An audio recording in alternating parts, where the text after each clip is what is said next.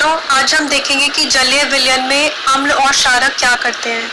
तो हम ये बात पहले ही जानते हैं कि जो अम्ल होते हैं उन सब में हाइड्रोजन होता है, जैसे HCl, H2SO4, HNO3, उन सब में हाइड्रोजन होता है। ठीक है, लेकिन ये हाइड्रोजन किसी ना किसी चीज़ के साथ जुड़ा होता है, जैसे HCl के साथ जुड़ा होता है या फिर HNO3 के साथ जुड़ा होता है।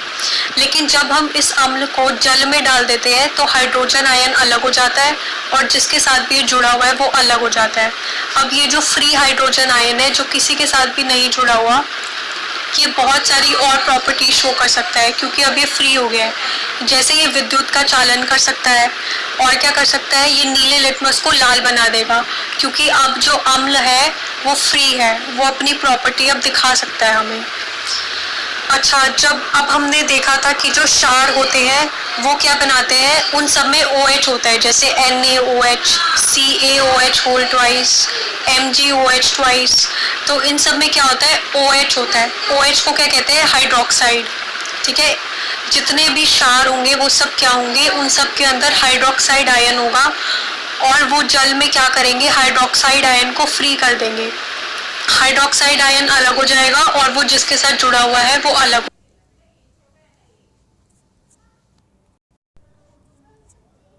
हमने जाना कि जितने भी अम्ल होंगे वो क्या करेंगे, हाइड्रोजन आयन फ्री कर देंगे जब भी हम उसको जल में डालेंगे, और जब भी क्षार को जल में डालेंगे तो क्या होगा, हाइड्रोक्साइड आयन को उत्पन्न करेंगे। ठीक है, अम्ल हमेशा जल में हाइड्रोजन आयन उत्पन्न करेंगे जो H+ लिखते हैं, और जो क्षार होंगे वो हमेशा जल में क्या उत्पन्न करेंगे, hydroxide ion, hydro oxide OH-। ठीक है, इसमें हाइड्रो भी है और ऑक्सीजन भी है, तो ये है OH-। अब हम ये जानते हैं कि जितने भी अम्ल होते हैं उन सब में हाइड्रोजन होता है। अब हम ये जानना चाहते हैं कि जितने भी हाइड्रोजन वाले पदार्थ होते हैं, क्या हम उन सबको अम्ल कह सकते हैं? नहीं कह सकते। जैसे कि एक होता है तनु हाइड्रोक्लोरिक अम्ल और एक होता है ग्लूकोज। जो तनु हाइड्रोक्लोरिक अम्ल है ये क्या है, HCl, हाइड्रोक्लोरिक। ठीक है, HCl, तो इसमें हाइड्रोजन है, और जो ग्लूकोज है वो होता है C6H12O6, तो उसमें भी H है। ठीक है, दोनों के अंदर हाइड्रोजन है लेकिन दोनों अम्ल नहीं है। ये हमें कैसे पता चलेगा, अगर हम इसका एक सेटअप करेंगे जिसमें एक बीकर रखेंगे, कील रखेंगे और उन कीलों के साथ तार जोड़ेंगे और बल्ब जोड़ेंगे। ठीक है, और उन कीलों को हम डुबाएंगे, एक बीकर में हम उनको डुबाएंगे HCl में और एक बीकर में हम उनको डुबाएंगे ग्लूकोज में। तो वो जो कीलें हैं वो आपस में जुड़ी नहीं हुई। ठीक है, उन कीलों के बीच में सिर्फ लिक्विड है, तो जो लिक्विड अम्ल होगा वही क्या करेगा, जो विद्युत है उसका चालन करेगा। तो हम देखेंगे HCl को जैसे ही हमने पानी में डाला तो क्या हो गया, हाइड्रोजन आयन फ्री हो गए, और जैसे ही हाइड्रोजन आयन फ्री हुए उन्होंने विद्युत का चालन उत्पन्न कर दिया। इसका मतलब जो HCl है वो क्या है, अम्लीय है, क्योंकि वो पानी में जाके हाइड्रोजन आयन को फ्री कर रहा है और विद्युत का चालन कर रहा है। तो जो बल्ब है वो जल जाएगा।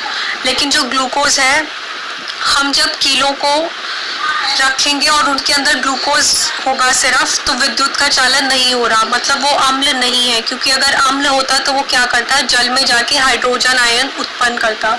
ठीक है, अब दूसरी बात हम क्या देखेंगे कि जो ये हाइड्रोजन आयन है, अब क्योंकि ये फ्री नहीं है तो ये क्या करते हैं, और पदार्थ के साथ अभिक्रिया कर देते हैं। जैसे अगर हम इनको पानी में डालेंगे तो ये पानी के साथ अभिक्रिया कर देंगे और क्या बना देंगे, H3O+, क्योंकि H+ था हमारे पास और पानी क्या होता है, H2O, तो H3 हो गया, O हो गया, तो H3O+। H3O+ का क्या नाम होता है, हाइड्रोनियम आयन।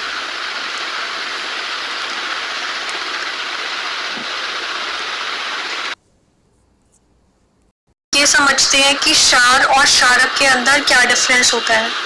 ठीक है, तुम इसको ऐसे समझ सकते हो कि जो क्षारक होते हैं, जब हम उसको जल में डाल देंगे, जब हम क्षारक को जल में डाल देंगे तो वो टूट जाएगा, क्षार अलग हो जाएगा और क अलग हो जाएगा।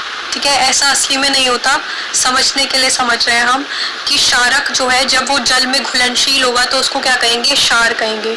तो हर क्षार क्षारक होगा क्योंकि वो क्षारक से ही आया है, लेकिन हर क्षारक क्षार नहीं होगा क्योंकि कुछ क्षारक क्या है, क भी है।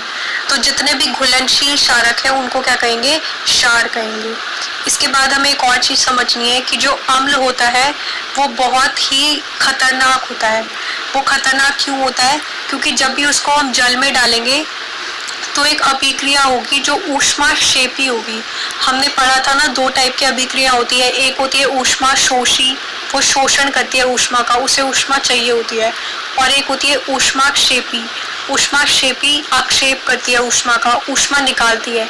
तो जब भी हम अम्ल को जल में डालेंगे तो बहुत सारी ऊर्जा निकलेगी जो हमारे लिए खतरनाक हो सकती है, आग लग सकती है। तो इसलिए हम क्या करते हैं, जो अम्ल है उसको जल में नहीं उसको जल में डालते हैं, ठीक है। उसको धीरे धीरे हिलाते हुए जल में डालते हैं। कभी भी जल में अम्ल नहीं डालते, अम्ल को जल में डालते हैं।